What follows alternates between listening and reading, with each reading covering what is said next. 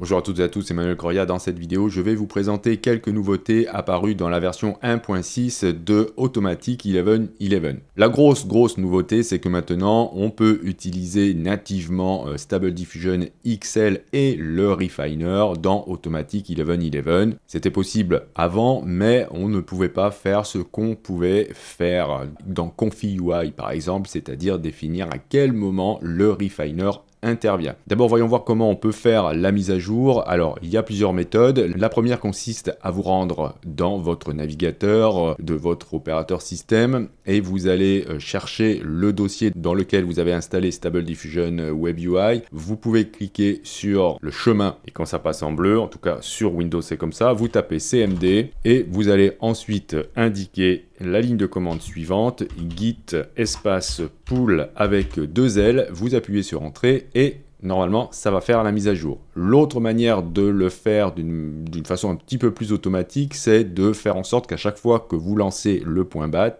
la mise à jour se fait. Et pour cela, vous allez chercher web UI user.bat, vous faites un clic droit, vous allez dans afficher d'autres options et vous faites modifier et là vous allez pouvoir indiquer au tout début où vous voulez git pull. Je vous conseille de rajouter une pause, comme ça après la mise à jour, eh bien vous pourrez voir si vraiment ça a eu lieu et ensuite vous appuyez sur une touche pour poursuivre. L'autre chose intéressante pour ceux qui comme moi ont une petite carte vidéo, vous pouvez taper --med VRAM SDXL, ce qui vous permet d'économiser un petit peu de la mémoire. Voyons voir maintenant dans l'interface ce qui change. En ce qui concerne Stable Diffusion SDXL, vous avez donc la nécessité d'aller chercher, si vous souhaitez travailler avec ce modèle, le modèle en question dans la liste ici. Et ensuite, vous avez Refiner. Donc normalement c'est fermé, ok. Et à partir du moment où vous allez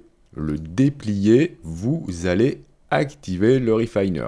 Vous avez ici le checkpoint pour le Refiner que vous allez aussi chercher dans la liste de vos modèles. Et là, vous pouvez indiquer quand est-ce que le Refiner intervient. Donc, par défaut, c'est réglé à 0,8, c'est-à-dire que ici, sur 20 steps, eh bien, le Refiner va intervenir après 16 steps.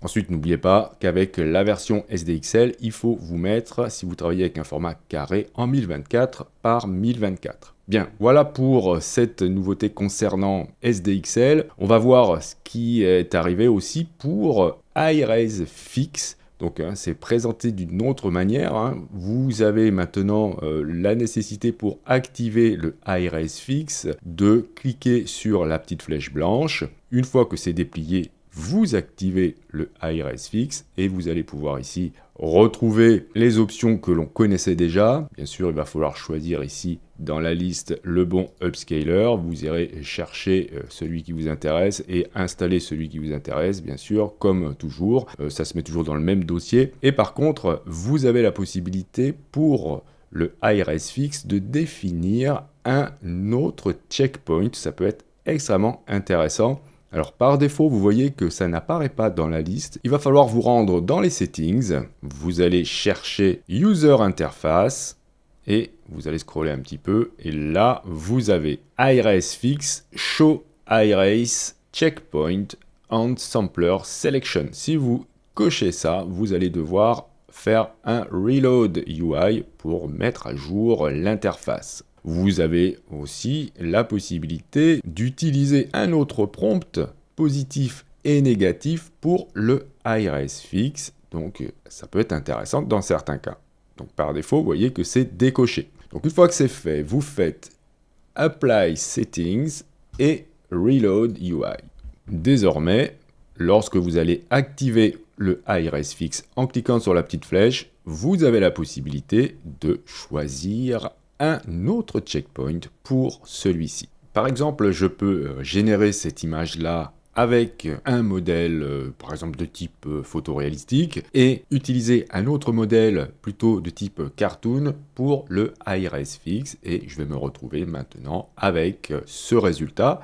Et pour faire ça, il faut bien penser à mettre le Denoising Strength un petit peu haut. Là, ici, je l'ai mis à 0,8, donc ça change pas mal de choses, mais en tout cas, voilà, c'est la garantie d'avoir le nouveau modèle qui va s'ajouter franchement au précédent. Donc voilà ce que ça peut faire de changer de modèle lorsqu'on fait un ARS fixe. Une petite nouveauté intéressante concernant les styles. Vous vous rappelez, on pouvait sauvegarder les prompts positifs et négatifs dans un style, et il suffisait ensuite, avec les petites icônes qu'on avait là, d'aller le chercher dans la liste pour ensuite l'appliquer, ce qui nous fait gagner du temps. Désormais, vous avez toujours la liste qui est présente ici. Voilà, j'en ai 2 pour l'instant. Lorsque vous allez cliquer sur un des styles, eh bien, vous n'avez pas besoin de retaper les prompts positifs et négatifs concernant ce style. Si vous souhaitez l'éditer, vous cliquez sur l'icône crayon ici ou pinceau et vous allez voir, voilà, il suffit de choisir un style, le prompt positif et négatif utilisé pour ce style. Si vous voulez en faire un, il suffit d'indiquer ici le nom du style, vous tapez votre prompt positif, voilà, j'ai mis un truc hyper simple, votre prompt négatif, et vous cliquez sur Save. Voilà, ensuite, vous le retrouverez dans la liste.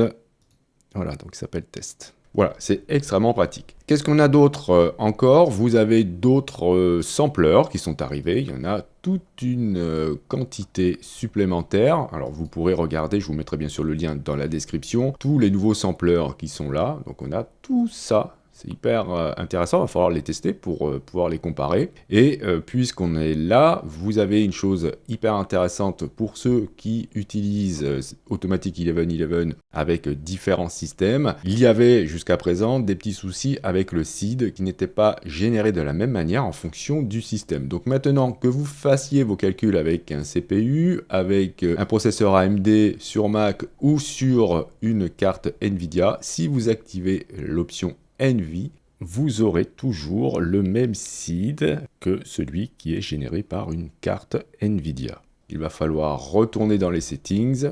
Vous allez ensuite dans Stable Diffusion, celui qui est simple, pas le Stable Diffusion XL, et vous allez scroller un peu, et là, voilà, vous avez la possibilité de cocher NV, si vous avez autre chose qu'une carte Nvidia, ce qui va permettre de produire le même seed que si ça avait été généré avec une carte vidéo Nvidia. Autre chose intéressante, moi là ici j'ai refait une installation complètement nouvelle puisque ça faisait peut-être 10 mois que j'avais déjà installé Automatic 1111 et il commençait à devenir très lourd, donc j'ai refait une installation propre. Je me retrouve avec aucune information ici, vous voyez, on peut aller choisir la VAE, on peut choisir clip, etc. Donc ça, vous allez pouvoir le changer, toujours dans les settings. Vous allez chercher dans User Interface, là vous avez la Quick Setting List. Donc par défaut, on a la possibilité d'aller choisir le modèle dans une liste, mais là, si vous cliquez dans une zone vide, vous allez pouvoir choisir tout ce que vous souhaitez afficher dans l'interface, au-dessus donc. Et dans la liste, vous pouvez activer, par exemple, si vous souhaitez choisir dès le début la VAE à utiliser, vous allez scroller et chercher SDVAE, et vous pourrez même ajouter, si vous vous en servez, Clip Stop at Last Layers. Et ensuite, n'oubliez pas de faire une mise à jour de l'interface. Vous cliquez sur Apply Settings et Reload UI.